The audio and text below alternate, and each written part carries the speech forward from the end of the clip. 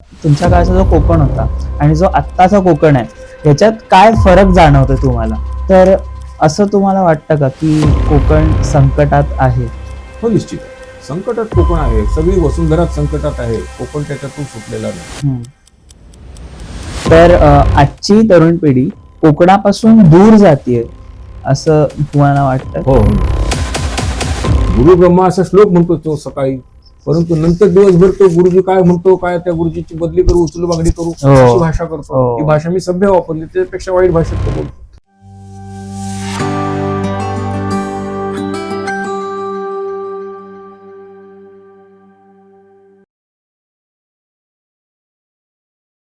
तर नमस्कार मंडळी, फक्त मिनिटभरच्या पॉडकास्टमध्ये तुमच्या सगळ्यांचं स्वागत आहे. कोकण म्हटलं की आठवतो आंबा, काजू, नारळाच्या मोठ्या मोठ्या बागा आणि अफाट समुद्र. पण आता हे कोकण एक वीकेंड डेस्टिनेशन बनत चाललं आहे.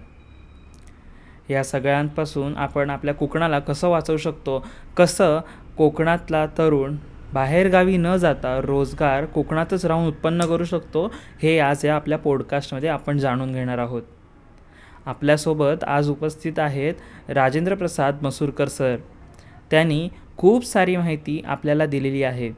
ते ज्येष्ठ पत्रकार, लेखक आणि अभ्यासक आहेत. इतिहास, समाज आणि मराठी साहित्यांवर त्यांनी दीर्घकाळ संशोधन केलेलं आहे. चला तर मग आपण जाणून घेऊया त्यांच्याकडच्या खूप अशा गमतीशीर आणि माहितीशीर गोष्टी. तर तुमच्या जो लहानपणीचा तुमच्या काळचा जो कोकण होता आणि जो आत्ताचा कोकण आहे याच्यात काय फरक जाणवतो तुम्हाला? जाणवतो, पुष्कळ फरक जाणवतो. दोन प्रकारचा फरक आहे. ओके. काही फरक सकारात्मक आहेत आणि नकारात्मकही आहे. दोन्ही प्रकारचा फरक आहे. आता उदाहरणार्थ नकारात्मक बाबी भरपूर आहेत. उदाहरणार्थ जेव्हा मी मंडणगडला माझं लहानपण गेलं सर, तेव्हा आम्ही रत्नागिरीच्या गोगटे कॉलेजमध्ये 11वीला आलो. याला आता जवळजवळ 45 वर्ष झाली. जेव्हा आम्ही मंडणगडहून रत्नागिरीस येत असे तेव्हा आमची बस दिवसा चालणारी ती बहुतेक प्रवास सगळा सावलीतून होत असे. ओके.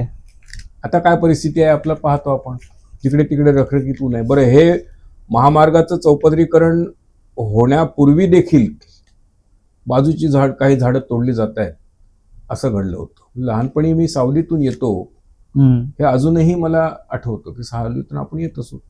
दुसरा फरक म्हणजे कोकणामध्ये जी एकूण सगळी नैसर्गिक परिस्थिती आहे ती एक विशिष्ट प्रकारची आहे, भौगोलिक आहे. त्याला भौगोलिक संदर्भ आहेत. त्या नैसर्गिक परिस्थितीमुळे कोकणाचे जे वैशिष्ट्य आहे, एका बाजूला डोंगर आहेत, एका बाजूला समुद्र आहे, मध्ये ही चिंचोळी पट्टी आहे. ही चिंचोळी पट्टी सपाट नाही. आमच्या लहानपणी आम्हाला भूगोलाच्या पुस्तकात 3 शब्द होते: खलाटपट्टी, वलाटपट्टी आणि सह्याद्री पट्टी. खलाटपट्टी म्हणजे अगदी समुद्र किनारची, वलाटपट्टी म्हणजे मधली, म्हणजे ज्याला साधारण आपण असं म्हणू की लोटेमाळ वगैरे परिसर आहे, आणि त्याच्या पूर्वेकडची सह्याद्री पट्टी. आता ही जी रचना आहे, विशिष्ट प्रकारची रचना, त्याच्यामध्ये त्याला छेद देणारे डोंगर आहेत. आता हे डोंगर कापले जात आहेत रस्त्यांसाठी, बरोबर, झाडी तोडली जाते प्रचंड प्रमाणात. आमच्याही लहानपणी जंगलतोड व्हायची. म्हणजे मला लहानपणचं चांगलं आठवतं की आमच्या गावामध्ये लमाणांचे तांडे यायचे, म्हणजे 200-200, 300 बैल घेऊन यायचे आणि ते बैलांच्या पाठीवर कोळसा लादून न्यायचे. गावाच्या परिसरातली काही जंगलच्या जंगलं काही कोळसा माफियांनी विकत घेतलेली होती आणि तिथे ती तोड घेतली. पण इतकं दाट होतं जंगल की हे जाणवत नसे. झाडं कमी झाली होती. म्हणजे आम्ही जर करवंद आणायला गेलो तर आम्ही हरवून जात असो. बरोबर. आता ती झाडी म्हणजे पलीकडचं दिसतं, इतकी विरळ झालेली आहे. हा एक मोठा बदल आहे. दुसरा महत्वाचा बदल म्हणजे कोकणामध्ये गावं ओस पडत चालले. माझ्या लहानपणी कचरा कुंडी हा प्रकार आम्हाला माहित नव्हता लहानपणी. ग्रामपंचायत होती आमच्या गावामध्ये. आता ग्रामपंचायतीची गाडी घरोघर घंटा गाडी जाते. त्यावेळेला हा काही प्रकार नव्हता. पण कुठेही कचऱ्याचा ढीग साचला असं दिसलं नाही, कारण जो तो आपापल्या प्रसावनामध्ये कचरा जाळत असे. दुकानदार सुद्धा दाराबाहेर जाळत असत आणि कुठेही पडलेलं आहे असं नाही. मी आता जिथे राहतो रत्नागिरी जवळ गोळपला, तिथे एका नाक्यापासून आमचं घर आतमध्ये आहे आणि तो नाका जो आहे तो सागरी महामार्गाला क्रॉस करणारा रस्ता आहे. बरोबर. ओके. तिथे काही दुकानं झाली, छोटीशी कॅन्टीन वगैरे हॉटेल सारखी. आणि त्यानंतर मग तिथे प्रचंड प्रमाणावर रस्त्यावर दोन्ही बाजूंना कचरा साठायला लागला. बापरे. मग त्यातले काही दुकानदार सुजाण आहेत ते जाळतात, हम्म. पण काही परप्रांतातून आलेले दुकानदार आहेत त्यांना ह्याची फिकीर नसते, हम्म. मग कचरा वाढतो. हा प्रकार पूर्वी नव्हता. हम्म. आता सकारात्मक बदलाकडे आपण थोडस विचार केला पाहिजे. पण याचा एक प्रश्न आहे, हो. मग तेव्हा ते म्हणजे तो कचरा आहे तो तेव्हाच ते हे करत होते हो हो, त्याचं ताबडतोब नष्ट करायचा, जाळून किंवा टाकायचा. त्याचं खत वगैरे करत खत होते? करण्याची काही फार तेवढी लोकांमध्ये जाणीव होत असं नव्हे, हा. पण स्वाभाविकपणे आता उदाहरणार्थ देवाकडचं निर्माल्य आपण काढलं की तुळशीत टाकतो. टाकतो, त्याच्या right. मागची धारणा हीच आहे की ते तुळशीला झाडांना पोषक व्हावं. बरोबर. आता आम्ही घरी आमच्या वार्षिक गणपती येतो, आम्ही ते नेतच नाही निर्माल्य. हम्म. निर्माल्य विसर्जनाकरिता ते कुंभ वगैरे असतात, आम्ही तिकडे नेतच नाही. आम्ही ते निर्माल्याची पिशवी बाप्पाबरोबर बाहेर काढतो, तिथे टांगून ठेवतो आणि घरी आल्यानंतर दुसऱ्या दिवशी आमच्या परसावनातल्या घरांना ते झाडांना ते टाकतो. भरपूर खत होणार. आम्ही कचरा बाहेर टाकताना जी ही पालापाचोळा आहे हा सगळा झाडात टाकतो, हम्म. त्याच्यामुळे आपोआपच खत होतं नैसर्गिक हो, प्रक्रिया. बरोबर बरोबर. लहानपणी आमच्या तो प्रकार होत असेल, अर्थात त्या दृष्टीने काही पाहिलं नाही, कारण हा. हा जो एक जागृतीचा भाग आहे हा. पर्यावरण वगैरे हे अभ्यासक्रमात सुद्धा नव्हतं. नव्हतं. ओके. पण आता सकारात्मक बदल मी हा, सांगा सांगा. सकारात्मक बदल म्हणजे असं आहे की कोकणामध्ये अत्यंत दुर्गमता होती. म्हणजे एखाद्या मनुष्याला तालुक्याला जायचं असेल हम्म. तर एक डोंगर उतरायचा, दुसरा डोंगर चढायचा, त्यानंतर पुन्हा उतरायचा, नंतर डोंगर चढल्यानंतर त्याला एसटीचा रस्ता मिळायचा. हम्म. सकाळी त्याला पहाटे सोडायला लागायचं घर, मग तो त्या एसटीने जायचा. आजही दुर्गमता नाही असं नाही, कारण इथून मी कधी कधी गावी जातो तेव्हा रत्नागिरी मंडणगड रात्री गाडी असते, संध्याकाळी 4-4:15ला गाडी सुटते. ती गाडी खेडला साधारणपणे 8च्या दरम्यान जाते. हम्म. एक दिवस असं मी गाडीने जात असताना एक प्रवासी तरुण मुलगा उतरला बसमधून आणि मग दुसऱ्याने शेजाऱ्याला आपल्या माहिती पुरवली, आता हा मुलगा घरी पोहोचेपर्यंत आपली गाडी मंडणगडला जाईल, म्हणजे पाऊण तास तिथून मंडणगडला जायला लागणार होता. म्हणजे रात्री 8ला तो उतरल्यानंतर अजूनही दुर्गमता आहे. हो. बरं, एका माणसासाठी गाडी नेणं परवडत नाही, शक्यच नाही, हम्म. रस्ता होत नाही, पण तरी देखील बरेचसे रस्ते झालेत, खूप छेदरस्ते झालेले आहेत. बरोबर. शिक्षणाच्या दृष्टीने कोकणात खूप प्रगती झालेली आहे. हम्म. आमच्या लहानपणी एखादंच कॉलेज असायचं. मी मंडणगड सोडल्यानंतर एक दापोलीला पण त्यावेळेला कॉलेज झालं, पूर्ण वेळ कॉलेज झालं नव्हतं, कृषी विद्यापीठ होतं, कृषी महाविद्यालय होतं, हम्म. पण आर्ट्स कॉमर्स सायन्सचं पूर्ण वेळ महाविद्यालय नव्हतं, खेडला बरोबर. नव्हतं, चिपळूणला होतं. बरोबर. नंतर एकदम रत्नागिरीमध्ये गुहागरला वगैरे सगळीकडे आज कॉलेजेस दिसतात, तसं नव्हतं. हम्म. मला वाटतं एक देवरुखला कॉलेज नुकतं झालं होतं, अच्छा. पण बाकी अन्यत्र नव्हती कॉलेजेस. म्हणजे याचा अर्थ असा आहे की आता ठिकठिकाणी शिक्षण संस्था आहेत. त्या दृष्टीने रत्नागिरी जिल्ह्यामध्ये उलाढाल खूप वाढले. हम्म. हा खूप मोठा सकारात्मक बदल आहे. खूप उलाढाल वाढले, बाजारपेठा उभ्या राहिल्या, जिकडे तिकडे इमारती, ते शहरीकरण होतंय, हा बदलच आहे. हो. तो चांगला की वाईट हा विषय वेगळा आहे, पण शहरीकरण होतंय हा बदल आहे, हम्म. निश्चितपणे बदल आहे. तर असं तुम्हाला वाटतं का की कोकण संकटात आहे? हो, निश्चित आहे. संकटात कोकण आहे, सगळी वसुंधराच संकटात आहे, कोकण त्याच्यातून सुटलेला नाही. हम्म.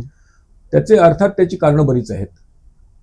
संकटात आहे म्हणजे असं आहे की आजचं जे कोकण अस्तित्वात आहे हे आम्ही माझ्यापर्यंतच्या पिढ्यांनी पाहिलेलं. माझ्यापर्यंतच्या म्हणण्यापेक्षा आज 60, 70, 50च्या पुढची जे लोक आहेत, बरोबर. किमान 50च्या बरोबर. त्यांना सतत वाटत असतं की कोकण संकटात आहे, नक्कीच वाटत असतं. हम्म. तर आपण म्हणतो की कोकण विकलं जातंय, तर त्यामागे किती नेमकं वास्तव्य आहे? वास्तव आहे, कोकण विकलं जाते म्हणजे असं आहे की कोकणातल्या जमिनी, खूप जमिनी जिल्ह्याबाहेरच्या लोकांनी घेतलेल्या आहेत. हम्म. खूप जमिनी जिल्ह्याबाहेरच्या लोकांनी घेतल्या. बरोबर. तर आपल्या गणपतीपुळे जो रत्नागिरीहून आरेवारी मार्ग आरेवारी, जातो, हा, आरेवारी. अत्यंत लोकप्रिय असा तो पर्यटकांच्या बरोबर. दृष्टीने आहे. तर त्या रस्त्याच्या कडेला एका मोठ्या पुढाऱ्याने 25 वर्षापूर्वी जमीन घेऊन ठेवलेली आहे. तो परप्रांतीय आहे. हम्म. नाव इथे कोणाचं घेणं योग्य होणार नाही, पण बरोबर. असे पुष्कळचे लोक आहेत की त्यांनी जिकडे तिकडे जमिनी घेऊन ठेवल्या. कोकण विकला जातोय हा 2 प्रकारे विकला जातो. हम्म. जे काही जमिनी ह्या जिल्ह्याबाहेरच्या लोकांना विकल्या जात आहेत ओके. आणि काही जमिनी ज्यांना विकल्या जात आहेत त्या पुढाऱ्यांच्या लाग्या बांध्यांमध्ये विकल्या जात आहेत. हम्म. ते स्थानिक लोक आहेत, हम्म. परंतु त्याचा जो ज्या पद्धतीने उपयोग केला पाहिजे त्या पद्धतीने होत नाही, म्हणजे ते विकलं जात आहे हम्म. असं म्हणावं बरोबर. लागेल. बरोबर. आपल्या आजूबाजूला इमारती उभ्या राहतात, त्या विकल्या जात आहेत. कोकणात बाहेरची लोक येऊन व्यवसाय करणं किंवा इथली जमीन घेऊन किंवा काही प्रॉपर्टी घेऊन व्यवसाय करणं किती योग्य आहे, असं म्हणजे तुमच्या पॉइंट ऑफ व्ह्यूने ते किती कसं आहे, त्याला बरेच पॉइंट ऑफ व्ह्यू आहेत. आता काश्मीरचा विचार केला तर हम्म. काश्मीरमध्ये बाहेरचा कोणी येता कामा नये, म्हणजे काश्मीरी संस्कृती टिकून राहील असा एक विचार त्यामागे आहे असं सांगितलं जातं. बाकी काही संदर्भ आहेत त्याची चर्चा नको. पण इथे जर कोकणामध्ये विचार करायचा झाला तर कोकणात बाहेरचं कोणी येऊ नये असं म्हणायचं जर असेल तर हे कितपत संयुक्तिक आहे. भारतीय राज्यघटनेच्या दृष्टिकोनातून जर आपण अभिव्यक्तीचं कलम पाहिलं 19(1) तर मनुष्याला जसं बोलण्याचा अधिकार आहे तसा संपूर्ण देशात कुठेही जाऊन वास्तव्य करण्याचा, व्यापार उद्यम करण्याचा, व्यवसाय करण्याचा अधिकार आहे, नोकरी धंदा करण्याचा अधिकार आहे. त्यामुळे बाबा कोकणात कोणी येऊ नये असं आपण कायदेशीर दृष्ट्या तर म्हणू शकत नाही.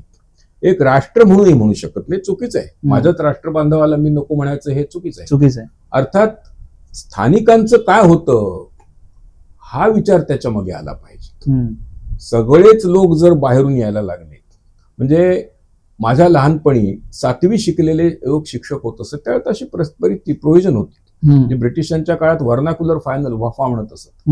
वर्नाक्युलर फायनल म्हणजे आता 7वी मराठी 7वी पर्यंतचं शिक्षण, पण 8वी पासून त्याला इंग्रजी शिक्षण म्हणत. ओके.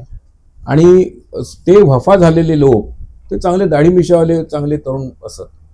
आणि म्हणजे 7वी आज मुलं 10-12 वर्षाचं असतं, त्याला चांगले 18-19 वर्षाची मुलं असत, कारण उशिरा शिक्षण व्हायचं, चांगलं धट्ट असत आणि शिक्षक म्हणून त्यांची नेमणूक होत असे. अशाच शिक्षकाने आम्हाला शिकवलं. साधारणपणे 72-75च्या आसपास अन्य जिल्ह्यातली माणसं इथे नेमली जायला लागली. आता त्यात काय होतं की ती मंडळी आल्यानंतर त्यांनी यायला हरकत नाही. त्यांच्या डोक्यात आपण इथले नव्हेत हे इतकं पक्क बसलेलं असतं की ते रिटायर झाल्यानंतर मी इथे एका मनुष्याने एक नृत्य शिक्षक म्हणून नावलौकिक मिळवला.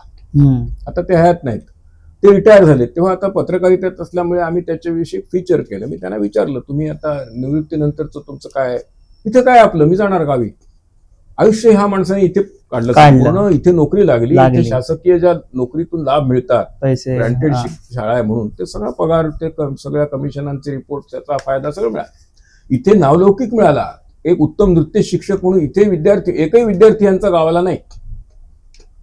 तरी त्यांना असं वाटतं की इथे काय आपलं, ज्याला आपण अटॅचमेंट म्हणतो, ती जर इथे प्रकट केली. इथे असेही लोक आहेत की परजिल्ह्यातून दूर विदर्भातून आलेले आहेत, मराठवाड्यात, आणि इथे त्यांनी इथल्या मुलींबरोबर लग्न केली आणि ते इथले झालेले आहेत, त्यांना अटॅचमेंट आहे. त्यांच्याबद्दल आमचं काय म्हणणं नाही. पण इथेच पैसा गोळा करायचा आणि गावी नेऊन ठेवायचा म्हणजे ईस्ट इंडिया कंपनी सारखा कारभार असं आहे ना. बरोबर.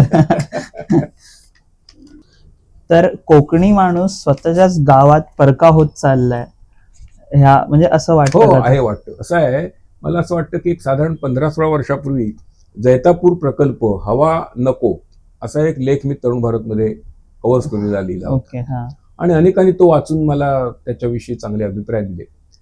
तर त्याच्यामध्ये मी एक नमूद केलं होतं की त्या जैतापूर प्रकल्प योग्य आहे की अयोग्य आहे हीच्या चर्चा करण्याची ही जागा नव्हे. पण प्रकल्प येत असेल, त्याच्यात मी लिहिलं होतं, प्रकल्प जर येणार असेल, सरकारने ठरवलं की ती काळ्या दगडावरची रेघ असते, आज ना उद्या तो उभा राहत. बरोबर. कारण तो प्रकल्प उभा राहण्यासाठी सरकारने बरीच वर्षापासून सर्व्हे वगैरे चालवलेले असतात आणि ते एकदा निश्चित प्रकल्प उभा राहिला. आता प्रकल्प उभा राहतो याचा व्यापक अर्थ आमच्या सर्वसामान्य कोकणी माणसाच्या ध्यानात येत नाही. वास्तविक पुढाऱ्यांनी तो ध्यानात आणून दिला पाहिजे. प्रकल्प उभा राहतो म्हणजे तो तेवढ्याच जागेपुरता नसतो. ती जागा, आता माडबन ही जी जागा आहे उदाहरणादाखल, ती किती लांब आहे. तुम्ही गेला असाल तिथे, दुर्गम आहे, अत्यंत दूर अंतरावर, किती वेळ ते माडबन येत नाही. पण त्या माडबनला जर प्रकल्प उभा राहणार असेल तर तिथे जे काही उत्पादन होईल त्याच्यासाठी जो कच्चा माल लागेल, उत्पादनाचा कच्च्या मालाची वाहतूक, याच्यासाठी लवकरात लवकर जाणारे रस्ते, बंदरं, ह्या गोष्टींची गरज आहे. बंदरात जरी थेट माल द्यायचा म्हटलं तरी ते रस्त्याने जोडलं गेलं पाहिजे. बरोबर. अन्यथा त्या बंदराला अर्थ नसतो. मशिनरी रस्त्यावर आता प्रकल्प कोवणेचा जो उभा राहिला तो घाटावर उभा राहिला, म्हणजे कराडच्या पश्चिमेला उभा राहिला. आणि त्या प्रकल्पासाठी जी यंत्रसामग्री होती ती कुठून नेली, ती बंदरात आली. गोवळकोट बंदरात चिपळूणजवळ तिथे उतरली. आजही तिथे तुम्हाला गोवळकोट बंदराजवळ मोठमोठे असे खांब दिसतील बोट बांधण्याकरिता, आणि तिथून ती सामग्री नेली, मोठमोठी यंत्र कुंभारली घाटातून नेली, काही यंत्र पुण्या मार्गे आणली. मग हे काय होतं की जर बंदर उभं राहणार असेल तर रस्ता चुकत नाही. हम्म. मग हा रस्ता जर उभा राहिला, 4 पदरी रस्ता उभा राहिला, तर आता कुठून समजा राजापूर पासून जैतापूरला गेला रस्ता तरुणचा, हम्म. तर त्या रस्त्याच्या आजूबाजूच्या जमिनी आहेत त्या कोणाच्या आहेत? स्थानिक कोकणी माणसांच्या. हो. म्हणजे त्यांना त्याचा लाभ मिळणार की मिळणार. नाही? हा. त्यांनी तिथे आपली एक वडापावची गाडी, एक कोकण सरबताचं स्टॉल टाकलं तर त्यांनाच लाभ मिळणार आहे. हो. परंतु आमचे लोक त्या जमिनी विकून मोकळे मोकळे होतात. होतात. तिथे दलाल येतात, त्याची सगळी मोठी कारण मीमांसा आहे. दलाल येतात, लोक विकून मोकळे होतात आणि आपण तिथे भानगड नको म्हणून ती जातात. बरं, त्यात होतं असं की कोकणामध्ये एकेका 7-12, 60-60, 70-70 नावं असतात. त्या सगळ्यांच्या सहाय्या एकावेळी शक्य नसतं. पण लांड्या लबाड्या करून लोक जमिनी विकून मोकळे होतात. हम्म. आणि तो संपूर्ण जो पट्टा आहे रस्त्याच्या दोन्ही बाजूचा, हा परक्या लोकांच्या ताब्यात जातो. मग तिथे पश्चिम महाराष्ट्रातून लोक येतात, ते गॅरेजेस टाकतात. हम्म. कोकणातला गॅरेजवाला तुम्हाला हायवे जवळ दिसणार नाही, हो. ते बाहेरून आलेले लोक आहेत. टायरवाले लोक येतात, केरळमधले लोक येतात, हॉटेल टाकतात लोक. हम्म. बरं, आमचे लोक जे काही धनाढ्य लोक आहेत ते हॉटेल टाकतात नाही, तिथे कधी फिरकतच नाही. हम्म. ते येतात, ते त्यांचा गिरायकाशी संबंध काही नसतो. बरं, ते सगळे इडली डोसा असे सगळे उडपी पदार्थ देतात, हा. पंजाबी डिशेस मिळतात, राईस प्लेट मिळत नाही. मग कोकण कसा काय कोकण आपल्याकडे आहे असं म्हणता येईल. हा, बरोबर. ह्या अर्थाने बघितलं. बरं, मग जे विरोध करणारे आहेत, तुम्हाला उत्तम उदाहरण देतो. दुसरा एक इथे कारखाना जयगडचा जो आहे, हम्म. तिथे मी गेलो होतो रिपोर्टिंग करता. ओके. तर त्या एका विशिष्ट वस्तीमधल्या लोकांनी तीव्र विरोध केला. परिणाम काय झाला? त्यांच्या विरोधाला अर्थ नाही असं मी म्हणत नाही, त्याच्यामध्ये तथ्य आहे. काही त्यांची बाजू आहे, प्रत्येकाची बाजू असते. कारखानदाराची बाजू आहे, विरोध करणाऱ्यांची बाजू आहे. पण जेव्हा त्यांनी विरोध केला, त्याच वाडीतल्या क्वालिफाईड अशा एका मुलीला का मुलाला त्या फॅक्टरीत जॉब मिळाला, पण बाकीच्यांना मिळाले नाहीत, कारण ते क्वालिफाईड होत नव्हते, हम्म. विरोधात राहिले. त्या शाळेने उत्तम तिथे शाळा बांधली, पण ह्या लोकांनी केवळ विरोधात तर तिथे नाही पाठवायचं, दुसऱ्या शाळेत. म्हणजे ज्या शाळेमध्ये इन्फ्रास्ट्रक्चर नाही, ज्या शाळेमध्ये दर्जेदार सुविधा नाहीत, त्या शाळेमध्ये मुलं आपली गेली तरी चालतील, म्हणून सुविधा निर्माण केली केवळ विरोधासाठी तिकडे विरोधही करायचा आणि त्या लोकांकडून ह्या गोष्टी करून घ्यायच्या, एवढ्या ताकदीचा जर विरोध होत असेल तर ठीक आहे, नाही तर आपण विस्थापित होणार कोकणात राहून. त्या लेखामध्ये मी स्पष्ट लिहिलं होतं, जर लोक नुसताच आंधळा विरोध करत राहिले तर ते विस्थापित होतील आणि आमच्या प्रांतामध्ये येऊन बाकीचे लोक. कसं आहे की एखादा कारखाना होतो त्यावेळेला आपण फक्त एम्प्लॉयमेंटचा विचार करतो, तिथे किती माणसांना नोकऱ्या मिळणार, 1000 माणसांना नोकऱ्या मिळणार आहेत. पण 1000 नोकऱ्या माणसांना मिळणार, ते रस्ते जे आहेत तिथपर्यंत जी बाकीची इन्फ्रास्ट्रक्चर्स आहेत, त्या लोकांना राहण्याकरता घरं पाहिजे. हो. त्या लोकांना राहिले, माणसं राहिली, कुटुंब राहिली म्हणजे त्यांना काही किराणा वगैरे लागेल, हो. त्यानंतर त्यांना आपल्या केश कर्तनालय लागेल, हो. डॉक्टर्स लागतील, हो. ते कुठून येणार? ते आम्ही नाही देऊ शकत. हा विचारच आमच्या मनामध्ये आहे. स्थानिक नाभिक, स्थानिक डॉक्टर, स्थानिक चर्मकार, ह्या लोकांना कितीतरी तिथे वाव असतो. बरोबर. त्या दृष्टीने विचार दुर्दैवाने केला जात नाही. आपण फक्त तिथे नोकरी मिळणार आणि मग नोकरी मिळाली नाही, मग पुढाऱ्यांच्या नावाने ओरड करायची. एम्प्लॉयमेंट, 10,000 लोकांना तिथे रोजगार मिळेल याचा व्यापक अर्थ लागतो. सगळे 10,000 लोक तिथे चिकटतील असं अजिबात होत नाही. बरोबर. स्कूल बसेस आहेत तिथे. आता विचार केला ना तर आपल्या नेहमी म्हटलं जातं कोकण विकास पर्यटन, ते तसं नाहीये. शासनाच्याच कलेक्टोरेट, रत्नागिरीतल्या कलेक्टोरेटने साधारण मला वाटतं 2012-14 साली एक रिपोर्ट प्रसिद्ध केला. त्याचं स्पष्ट म्हटलेलं रत्नागिरी जिल्ह्यामध्ये सर्वाधिक वाव आहे तो वाहतुकीला आहे, पर्यटन हे नंतर आहे.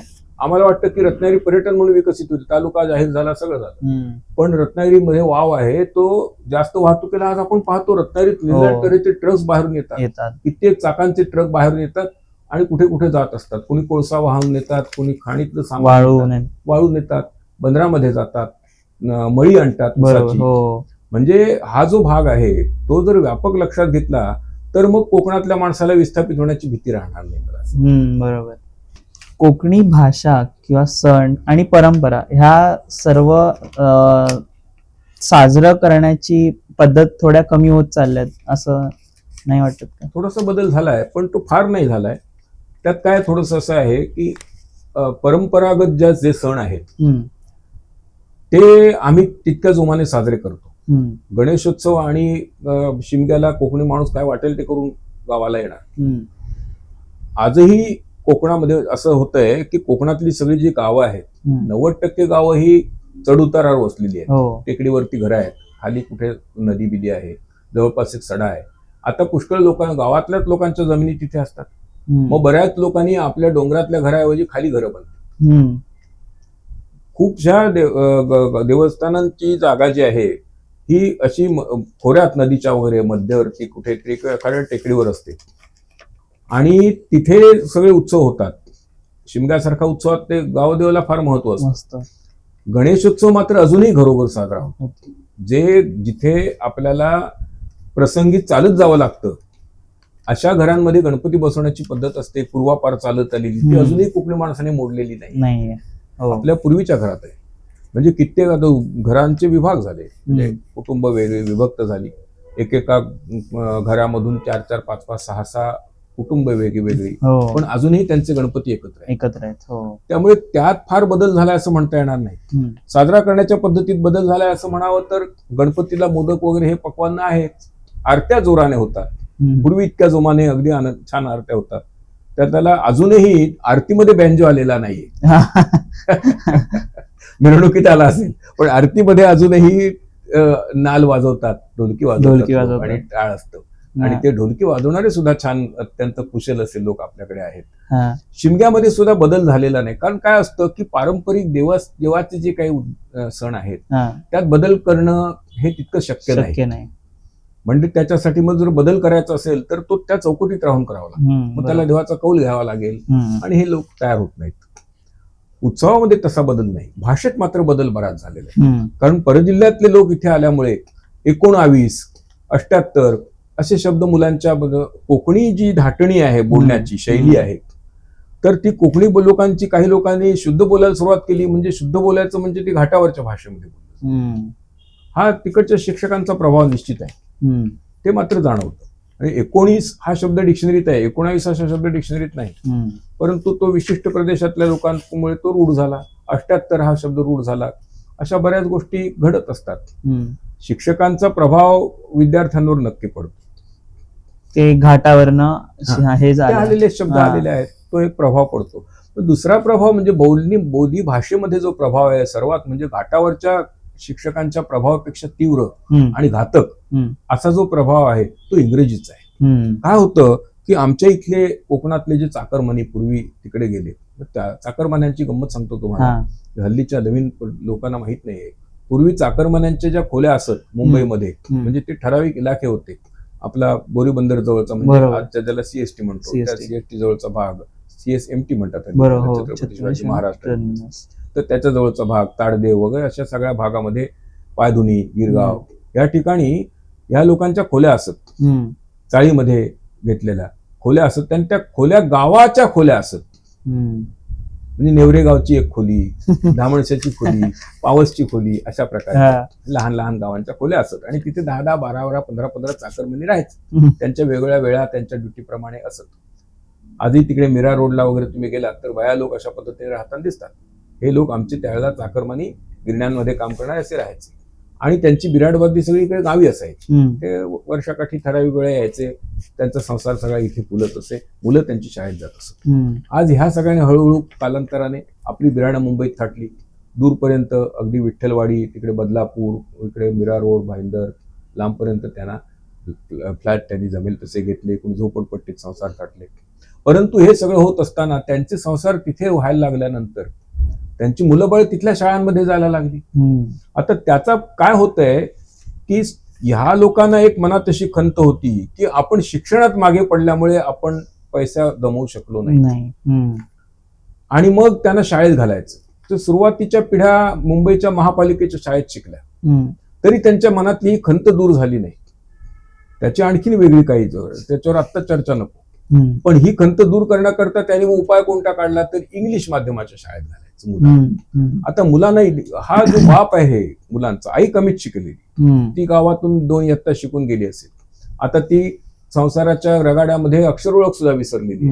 बाप 4थी इयत्ता शिकलेला, बोर्डवर लांब सही करणारा, त्यांनी मुलाला घातलं इंग्रजी शाळेमध्ये. इंग्रजी शाळेतून दंडक असतो की तुम्ही इंग्लिश बोललं पाहिजे. त्यांना इंग्लिश बोलता येत नाही. काय मुलांची परिस्थिती, अशी खूप कुटुंब मी जवळून पाहिलेली आहेत. मुलं ना इंग्लिश बोलायला शिकत ना मराठी बोलायला शिकत. बरं, त्या शाळा कुणी चालवलेल्या आहेत? कोकणी संस्कृतीवर कसा परिणाम झालाय पहा. हा बारकाईने लक्षात घेतला पाहिजे. त्या शाळा एकतर मिशनरी लोकांनी चालवलेल्या असतात किंवा परप्रांतातल्या लोकांनी चालवले नाही. असतात. आणि मग त्यांचे सगळे रीतिरिवाज, त्या सगळ्या गोष्टी तिथे शाळेत राबवल्या जातात. इंग्लिश आणि मग मुलांना वाटतं हेच खरं आहे. बरोबर. आमच्या चाकरमान्यांची अशी परिस्थिती आहे की धनाढ्य असे जे त्यांचे तिकडचे कोणी मालक असतात, आमचे लोक तिथे घरकाम करतात, त्यांना वाटतं त्यांची जी संस्कृती आहे तीच संस्कृती खरी आहे. खरी आहे. आपल्या गावात हे काय सगळं धुनाट लोकांचं. आपल्या म्हणजे मला एक, मी चिपळूणला राहत होतो, तिथे माझ्या वर्कशॉपमध्ये एक असिस्टंट मुलगा होता. त्याने सांगितलं लग्नातले रीतिरिवाज बघायचे असतील तर तो सिनेमा पाहायचा, ते जोडे बिडे लपवतात तो मोठा सिनेमा, हम आपके है कौन, तो सिनेमा तो पाहायला पाहिजे. म्हटलं कसं काय बुवा? नाही, त्याच्यामध्ये ते बूट वगैरे लपवणं ही सगळे दाखवतात सगळं. म्हटलं बूट लपवणं ही तिकडची पद्धत आहे, आमच्या पारंपरिक रिवाज नाही तो बूट लपवण्याचा. आपण काय असं कोणाकडून लपवून काय काळा बाजार करत नाही. अजिबात अशी एकही आपला विधी आपला असा नाहीये की त्याच्यामध्ये कोणाकोणाचा पैसा उकळायचा. बरोबर. म्हणजे हे का होतं तर जे कम्युनिकेशन आहे मागची पिढी आणि आताची पिढी, सुसंवाद, हा सुसंवाद साधला जात नाही. पण नवीन पिढी शिकते. माझा मुलगा इंग्लिश शाळेत जातो, मी त्याला काय सांगणार, असा न्यूनगंड प्रचंड आई वडिलांच्या मनात असल्यामुळे मग त्या मुलांवर संस्कार कोण करणार? बरोबर. बरं, ते धकाधकीच्या जीवनात गेल्यानंतर संध्याकाळी जी शुभंकर होती ती बंद झाली. पुढे त्याची जागा टीव्हीने घेतली. टीव्हीवर मालिका संध्याकाळी 7 वाजता भरपूर असतात, त्या रंगात आलेल्या असतात. आई ती मालिका बघण्यात गुंतलेली असते, देवाचा दिवा लावायचंही विसरून जातं. मुलांना शुभंकर शिकवणार कोण? अशा प्रकारे ते सांस्कृतिक जे आक्रमण झालेलं आहे आणि भाषेवर जे आक्रमण झालेलं आहे, या मुलांना ना मोदकापेक्षा ते मोमोज तो अधिक जास्त आवडतो. मग आता ते आईने वडिलांनी सांगायला पाहिजे, बा मोदक हे पारंपरिक आहे आणि कशा प्रकारे ते केलं जातं. ते विकत आणले जातात. आजी मोदक करायची, आईला मोदक करता येत नाहीत, मग विकत आणले जातात. म्हणजे मधली एका पिढीची जी गॅप ती सांस्कृतिक आक्रमण मला असं. निसर्गाच्या बाबतीत आज नेमकं काय चुकतंय आपलं? हा खूपच चांगला प्रश्न आहे. निसर्गाच्या बाबतीत आपण खूप चुका करतो आहोत. म्हणजे असं आहे की पहिली गोष्ट म्हणजे प्रचंड प्रमाणात जंगल तोड. या जंगल तोडीचा प्रारंभ ब्रिटिश काळात झालाय. ओके. खूप मोठी घनदाट जंगलं आहेत आणि त्या जंगलातून आपल्याला हवं ते फर्निचर मिळेल, फर्निचरचं लाकूड मिळेल, इमारती लाकूड मिळेल. ब्रिटिशांना काय होतं, एक गमतीदार भाग असा आहे की आपल्या लोकांनी जी राज्य केली त्यांचा कारभार सदरेवर होत असे. सदर म्हणजे पडवी. त्याला सदर म्हणत कारण तिथे मुख्य कारभाराचं ठिकाण होतं. त्या पडवीमध्ये व्हायचा, राजाच्या घराची पडवी. राजा आत राहायचा महालामध्ये किंवा सरदार, आणि बाहेर पडवीमध्ये कारकून बसायचे. त्यांचे कारकून म्हणजे पंत असत, सगळे ब्राह्मण, सारस्वत, प्रभू ह्या जातीतले शिकलेले लोक त्यावेळी असत, ते बसत. आणि ते पंत घरातून आले की पहिल्यांदा काय करत, भयंकर उकाड्याचा प्रदेश आहे, ते पहिल्यांदा आपला सदरा काढून खुंटीवर टांगायचे, पगडी त्याच्यावर ठेवायचे आणि उघडे वागडे तिथे बसायचे, धोत्राचा काचा मारून डेस्काजवळ खाली बसायचे. बरोबर. म्हणजे त्यांची गरज काय आहे, सामानाची, साहित्याची, उघडी पडवी आहे, डेस्क आहेत त्याच्यात, आणि येणारी माणसं जी धनी म्हणून उभी राहायची, ती काही त्यांना बसायला खुर्ची बिर्ची कोण देत नसे. आणि काही मोठा सरदार वगैरे आला तर त्याला आसन द्यायची पद्धत होती, ते खुर्चीत नसे, ते बसत घातलेले असायची मोठी चांगली, असं जाजम वगैरे, तिथे ते बसत असत. म्हणजे फर्निचरची यांची गरज फार माफक होती. स्त्रिया जातच नसत कचेरीत, त्यामुळे उघडे वागडे पुरुष बसले तर काही फरक पडत नसे. आणि व्हेंटिलेशन आहे, मोकळी हवा. ब्रिटिश हे थंड प्रदेशात राहणारे, 4 भिंतींच्या आत सगळा कारभार, नाही तर उघड्यावर बसणे शक्यच नाही त्यांच्या प्रदेशामध्ये. त्याच्यामुळे त्यांच्या इमारती बरं त्या कोंदट असतात. पहा, ब्रिटिशांच्या उंचच्या उंच गोल कमानीसारखे दरवाजे, खिडक्या, सगळीकडे उजेड येण्यासाठी खिडक्या, वाऱ्यासाठी नाही, खिडक्या उजेड येण्यासाठी, काचेच्या खिडक्या ब्रिटिशांच्या पद्धतीच्या. आणि त्यातून तो आत आणि मग तिथे ते आतमध्ये टेबल खुर्चीवर बसायचे, कारण जमिनीवर बसून कारभार करणं त्यांच्या देशात शक्य नाही, म्हणून टेबल खुर्ची आपल्याकडे पण टेबल खुर्चीत बसायचं. समोर इकडे तिकडे खुर्च्या, ऐस पैस, ते सगळे पार्टिशन्स वगैरे, किती लाकूड सामान लागेल. बरं, त्यांनी ती सगळी इन्फ्रास्ट्रक्चर नव्याने उभारलं. प्रचंड प्रमाणात लाकूड सामान, दगड लागलं. हा लाकूड कोकणातून गेलं. मंडणगड तालुका उत्तरेचा, सावित्री नदीच्या दक्षिणेला, त्या सावित्री नदीच्या दक्षिणेपासून संपूर्ण जंगलतोड मोठ्या प्रमाणावर होते. आज जो मुंबई गोवा महामार्ग आहे, तो रस्ता बांधण्याचा खटाटोप ब्रिटिशांनी ह्या करिता केलाय की लाकूड तोड, लाकूड वाहून न्यायची, बोटीतून वाहून जायची, ती जंगल तोड. आणि हे काही मी म्हणत नाही, हे ब्रिटिशांचेच गॅझेटरमध्ये त्यांच्याच अधिकाऱ्यांनी लिहून ठेवलेलं आहे. प्रचंड. त्याने म्हणजे त्या लिहून ठेवणाऱ्या जेम्स कॅम्बेल नावाचा जो एडिटर होता त्याला इतकी खंत वाटली, त्याने ती खंत व्यक्त केली ती त्या शब्दातून आपल्या लक्षात येते की इतकी बेसुमार जंगलतोड झाली की जंगलं 40% आली असं त्यांनी लिहिलंय. बापरे. आणि त्यावेळेस मग म्हणजे ह्या पहिल्या सुरुवातीच्या 20-30-40 वर्षाच्या काळात हे झालं आणि नंतर मग ते जंगलतोड. दुसरा नंतरचा एक प्रकार असा झाला की जेव्हा आपल्याला स्वातंत्र्य मिळणार असं लक्षात आलं तेव्हा जे काही चाणाक्ष लोक होते, आता आपल्या जमिनीचं काय होणार स्वातंत्र्य मिळाल्यानंतर. कारण आपलं जे स्वातंत्र्य मिळालेलं आहे ना ते असं नुसतं लढून मिळालेलं नाही. त्याच्या पूर्वी बरीच वर्ष, जवळजवळ 40-45 वर्ष आपल्याकडे विचार विनिमय होता स्वातंत्र्यानंतर कसं जगायचंय, कशी व्यवस्था असेल. मग निरनिराळ्या तऱ्हेचे विचारवंत म्हणून भारताचा लोक आदर्श ठेवतात तो त्याच्यासाठी की कशी व्यवस्था असणार आहे. मग त्याच्यामध्ये जमीनदारी नकोय, अमुक नकोय. तेव्हा ह्या जमीनदार लोकांना असं वाटायला लागलं की आता स्वातंत्र्य मिळाल्यानंतर जमिनीचं काय होणार. तेव्हा आपल्या जमिनी आधीच विकून मोकळं व्हावं. दुसरा जो चाणाक्ष वर्ग होता ज्याच्याकडे पैसा होता त्याने ते जमीन विकत घेतल्या आणि तिथे जंगलतोड करून कोळसा माफिया निर्माण झाला. हे मी माझ्या डोळ्यांनी पाहिले. कोळसा माफिया कसे मोठे झालेले आहेत. बरोबर. खाजगी कोकणातला सर्वात वाईट भाग असा आहे की इथले डोंगर देखील खाजगी मालकीचे आहेत. घाटावर तसं नसतं. आता तुम्ही इथून रत्नागिरी कोल्हापूरला जायला लागलात तर वाटेत मलकापूर टाकल्यानंतर डाव्या हाताला पहा एका डोंगर उतारावर खूप मोठ्या प्रमाणावर झाडं दिसतात लावली. मला असं वाटतं की 30 वर्षापूर्वी ते काही नव्हतं, बोडका डोंगर होतं. हा झाडं कुठून आणली झाडं, तर ती सामाजिक वनीकरण योजनेतून झाडं आलेली आहेत. त्याच्या समोर म्हणजे ते तिथे वाटेत बघा एक असं वेताळाचं मंदिर आहे, म्हसोबा म्हणतात. म्हसोबा तिथे ढाबा उभा आहे. उजवीकडे वळलं की ते डाव्या हाताचा डोंगर आहे, तिथे ते वनीकरण झाले. त्याच्या समोर असे चर मारलेले आहेत आणि त्याच्यात तिथे सगळे हिरवगार. डोंगर पूर्वी बोडके होते, मी पाहिलेत प्रत्यक्ष, आणि आता ते हिरवेगार झाले. मलकापूरून तुम्ही पुन्हा कराडकडे जायला लागलात की तिथे सुद्धा तुम्हाला असं टेकडावरती लागलं. हे आपल्याकडे का होत नाही. तर डोंगर तिकडे सार्वजनिक सरकारी मालकीचे आहेत, जमिनी सार्वजनिक मालकीचे आहेत. आपल्याकडे तसं नाही. खाजगी नाही, माझ्या पाय नाही ठेवायचा. प्रश्न भेटला कसं होणार वनीकरण. आता आमचे कद्रेकर सर कोकण विद्यापीठाचे कृषी विद्यापीठाचे माजी कुलगुरू ते यांनी सांगतो समतल चर खोदाई करा, पाणी मुरलं पाहिजे, पण खोदायचे कुठे. डोंगर माझ्या मालकीचं, मी नाही देत जमीन. प्रश्नच भेटला. हा एक मोठा ड्रॉबॅक आहे. बरोबर. तर विकासाच्या नावाखाली निसर्गाची जी हानी होतीये तर त्याच्यावर तुमचं काय मत आहे. नक्की हानी निश्चित होते. मी सांगतो तुम्हाला, मी साधारणपणे 1983 पर्यंत रत्नागिरी शहराच्या परिसरात शिक्षण घेतलं आणि मग पुण्याला गेलो नोकरीसाठी. आणि 94-95 साली मी परत आलो. आणि जेव्हा परत म्हणजे येत नव्हतो असं नाही, क्वचित येऊन जायचो. पण 94 साली मी रत्नागिरीला आलो आणि येताना मी स्कूटरने आलो होतो पुण्याहून. हो, मी आणि माझी पत्नी. आमची सासरवाडीकडे संगमेश्वर तालुक्यात आहे. ओके. स्कूटरने आम्ही निघालो, म्हणजे फिरत आलो. आणि विशेषतः चिपळूण नंतर कोकण रेल्वेचा कामाचा जवळून पाहायला मिळालं. तर तिथे ढिगारेच्या ढिगारे डोंगरांचे खणलेले. माझं मन व्यथित झालं हे बघून. त्यानंतर 5-6 वर्ष मी अगदी खूप दुःखी होतो.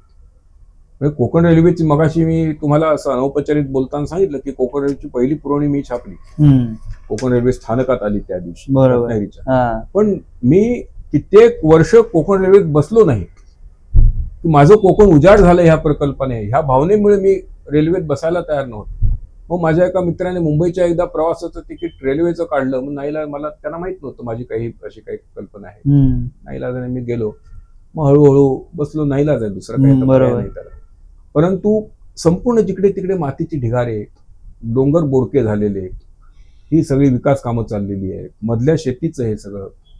दुसरा भाग म्हणजे कोकण रेल्वे उभी राहिल्यानंतर भराव इतक्या मोठ्या प्रमाणात टाकले गेले की पाण्याचा निचरा होईना असा झाला.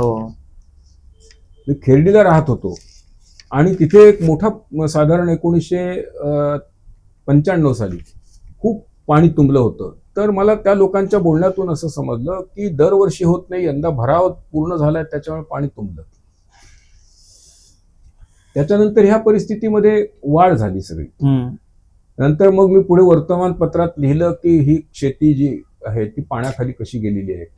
पलीकडे गुरांना जाण्यासाठी ज्या वाटा होत्या त्या सुद्धा कमी झाल्या. हो. म्हणजे विकास करत असताना स्थानिकांना विचारात घेतलं गेलं नाही तर त्याचे काय परिणाम होतात. कोकण रेल्वेच्या ह्या भरावांमुळे आणि एका बाजूने महामार्ग, जिथे महामार्ग आणि कोकण रेल्वे यांच्यामध्ये ती जमीन आहे तिथे पाणी तुंबायचं. हळूहळू त्याच्यावरती त्या मोऱ्या हव्या होत्या त्या तेवढ्या हव्या त्या आकाराच्या झाल्या नाही. इकडचं पाणी तिकडे जाणार कसं. म्हणजे हे जे काही परिणाम आहेत ते दुष्परिणाम. घाटावरती काय होतं, पाण्याचा निचरा होतो. हो. कोकणात जमिनीत पाणी सहसासहजी जिरत नाही, बऱ्याच ठिकाणी कातळ असतो. दुसरा एक हानिकारक भाग म्हणजे वणवे लावले जातात. हा सगळा विकास म्हणजे काय हो, रस्ते करायचे, इमारती बांधायच्या म्हणजे विकास झाला. त्याच्या पलीकडे विकासाची कल्पना ही भौतिक आहे. विकासाची कल्पना मानसिक नाहीये, भावनिक नाहीये. माझा विकास झाला पाहिजे म्हणजे मला काही 4 अक्षर वाचता आली पाहिजेत, मला 4 चांगल्या गोष्टी बोलता आल्या पाहिजेत, हा विचार नाही. माझ्याकडे पैसा आला पाहिजे, मग तो जमीन विकून येऊ देत तर घर विकून येऊ देत, कुठच्याही प्रकारे आला पाहिजे. म्हणजे त्याच्यामध्ये नैतिकता, त्याच्यामध्ये आपलं पारंपरिक जीवन ह्या गोष्टीचा विचारच होत नाही. त्याच्या विकासासाठी जी सगळी काही कामं केली जातात ती सगळी सांस्कृतिक आणि मूळ नैसर्गिक परिस्थितीवर घाला घालणारे दुर्दैवाने ठरतात. आता काय होतं, वणवे लावले जातात. अलीकडे गेल्या 7-8 वर्षात वणव्यांचं प्रमाण वाढलंय. माझ्या लहानपणी आगीचा बंब म्हणजे काय ते पाहायला मिळत नव्हतं. तो मला चिपळूणला आल्यानंतर पाहायला मिळाला, खेडला पाहायला मिळाला. माझ्या गावात बंब नव्हता. आजही तिथे आता नगरपंचायत झालेली आहे, त्यांनी एक बंब आणण्याचा प्रस्ताव अजून दूर खातोय. अजूनही अशी परिस्थिती आहे. पण त्यावेळेला इतके वणवे लागत नव्हते. आग लागले आणि काहीतरी बेचिराग झालंय हा प्रकार आम्हाला पाहायलाच मिळाला नाही त्यावेळी. आज जिकडे तिकडे आगी लागतात. सर्वाधिक आगी ह्या गुहागर तालुक्याच्या पूर्वेपासून चिपळूण तालुक्याच्या पश्चिमेच्या भागामध्ये जिथे मोकळा सडा आहे तिथे लागतात आणि लोटे परशुराम भागात लागतात. अन्यत्र का नाही लागत याचा विचार केला गेला पाहिजे. बरोबर. म्हणजे मग काय होतं, वणवे लावायचे, त्या जमिनी ओसाड झाल्या की त्या नापीक ठरवायच्या आणि ते विकून द्यायच्या. हा दुर्दैवाने प्रकार होतोय. आणि ही जी हानी आहे ही कधीच भरून न येणारी हानी आहे. बरोबर. झाडं बेसुमार तोडली जातात, होळी केली जाते. आता पर्यावरणवादी वगैरे सांगतात की कचरा जाळा, तसं आहे, त्याच्या मागे काही भावनिकता आहे. कचरा जाळला आणि होळी केली हे कुठलाही सश्रद्ध मनुष्य मान्य करणार नाही. पण किती प्रमाणात झाड तोडायचं, किती प्रमाणात होळी लावायची याचा विचार केला पाहिजे. बरोबर. पण तरी सुद्धा कसं आहे, वर्षातून एकदा होळी लागते, काही ठिकाणी 10 दिवस लावतात. पण दररोज झाडं तोडली जात आहेत. चिपळूण तालुक्याचा पूर्वेचा जो भाग आहे डोंगर उताराचा, तिथे लोकांनी झाडतोड इतकी प्रचंड केल्यावर की तोडलेली झाडं वाहून नेण्याकरिता रस्ते केलेले आहेत त्या जमिनीमध्ये. आणि ते वाहून तुम्ही आता कधीही तुम्ही कुंभारली घाटाच्या तिथे पायथ्याशीचा तिथे एक चेक नाका आहे जंगल खात्याचा, परंतु तिथून राजरोसपणे वाहतूक होते, एकही ट्रक अडवला जात नाही. आणि हे उघड सत्य आहे, त्याच्यावर लोकांनी खूप वेळा लिहिलेलं आहे. म्हणजे हे रोखणार कोण, तर हे रोखण्याकरता एक पोलीस, एक जंगल खात्याचा प्रामाणिक शिपाई हे उपयोगाचे नाही. ते लोकांनी रोखलं पाहिजे. मी नाही माझं झाड विकणार. दुसरा एक हानीचा एक आणखीन एक चमत्कारिक पद्धत लिहिलेली आहे. कारण माझं लहानपण आहे ना हे सगळं खेडेगावात गेलं. म्हणजे मी जन्माला आलो तो झाडांच्या सावलीत जन्माला आलो. आमच्या घराच्या भोवती भरपूर झाडं होती. आता ते नव्याने काही तिथे बांधकाम केले. झाडं कालाच्या ओघात काही झाडं 1-2 तोडली, जुनी झाली, वटली, पण पुष्कळशी झाडं होती. आणि ती झाडं किती जवळ होती, म्हणजे जेमतेम घराच्या मागच्या पडवीच्या अंगणाच्या पलीकडे झाड 15 फूट सुद्धा अंतर नाही. आज वाटतं ती खूप झाडं होती, ती खूप मोठ्या, पण ते अंतर तसं कमी होतं फुटात मोठं. पण आज अशी परिस्थिती आहे की झाडांची पाळं घरात घुसतात. असा एक नवीन फंडा कोणीतरी जावई शोध लावला. आमच्या घरात कुठे पाळं घुसल्याचं मला आठवत नाही. माझं घर छान होतं अगदी. आम्ही तिथे 6-7 घरातली माणसं, कधी कधी आमची भावंड सगळी आली एकत्र की आम्ही 10 माणसं असायचो. आणि आम्हाला कुणालाही आठवत नाही की आपल्या घराच्या जोत्यामध्ये मूळ घुसलंय. जिथे वहिवाट असते तिथे झाड अतिक्रमण करत नाही. निसर्गाला सुद्धा ते ज्ञान आहे. स्वतःहून नारळ माणसाच्या डोक्यात पडत नाही असं एक बोललं जातं. क्वचित घडतं असं. बैल सुद्धा लहान मूल असेल अंगणात झोपलेलं तर त्याच्या अंगावर पाय देऊन जात नाही. कुत्रं मांजर आहे लहान, त्यांना त्रास देत नाही. निसर्गाला ही जाणीव असते, तेव्हा ते पाळ ओसाड घरामध्ये शिरतं. हम्म. पण आता अशी एक भीती पसरवली गेली, झाडाची मुळं घरात जातील, तुम्ही झाड तोडून टाका. मग झाड तोडून काय करायचं त्याचं? नाही, ते मी तुम्हाला एक माणूस सांगतो, तो ते लाकूड विकत घेईल. हम्म. हे दुष्टचक्र आहे पहा. असं माझं सायकल प्रामाणिक मत ती. आहे. हा. कदाचित कोणी माझं मत खोडून काढेल, हरकत नाही, हा. पण ह्या गोष्टीचा विचार झाला पाहिजे. बरोबर. यापूर्वी मी 2-3दा हे लिहिले, अजूनपर्यंत काय कोणी याचा प्रतिवाद केलेला नाही, की हे निश्चितपणे आहे. हम्म. आता कोकणातला तो विकासाचा आता रखडलाय आमचा महामार्ग, कशा पद्धतीने हल्ली त्याला नॅरेटिव्ह असा शब्द आहे, हम्म. या गोष्टी पसरवल्या जातात. पहा, हे 3-4 वर्षापूर्वी मला माझ्या एका जवळच्या परिचित माणसाने सांगितलं की काय हा रस्ता का रखडलेला आहे. तर रस्ता रखडण्याचं कारण म्हणजे लोक जागा देत नाहीत, हम्म. जमिनी देत नाहीत, म्हणून रस्त्याचं रुंदीकरण रखडले. 3-4 वर्षापूर्वीची गोष्ट आहे. म्हटलं जमिनी देत नाही तसं कसं होईल? तुम्ही म्हटलं फिरलात का गोवा रस्त्यावर? मुंबई गोवा रस्त्यावरती कित्येक घरं पाडलेली आहेत, अनेक ठिकाणी ते सगळं दोन्ही बाजूची झाडं तोडलेली आहेत. हम्म. जमिनी दिल्याशिवाय तोड पडलं का? सरकारची माणसं नाही, ते असं कसं जबरदस्तीने तोडून? तुम्ही घराला विरोध नाही करत? तुमच्या घरी मी उद्या बुलडोजर घेऊन आलो, तुम्ही मला कसं पाडू द्याल का? नाही ना, ही घरं लोकांनी पाडली आहेत. हम्म. म्हटलं माझ्या डोळ्यासमोर मला अशी खूप खूप माणसं ठाऊक आहेत की महामार्गालगत ज्यांची घरं होती त्यांनी 3-3, 4-4 कोटी रुपये घेतले हो. आणि ते आपसात वाटून ते सुखनैव राहायला लागले. आपापले. जमिनी देत नाही तसं कसं म्हणता? हे नॅरेटिव्ह एका माणसाने पसरवलं, मुंबईतल्या एका मोठ्या पुढाऱ्याने हे पसरवलं नॅरेटिव्ह. हम्म.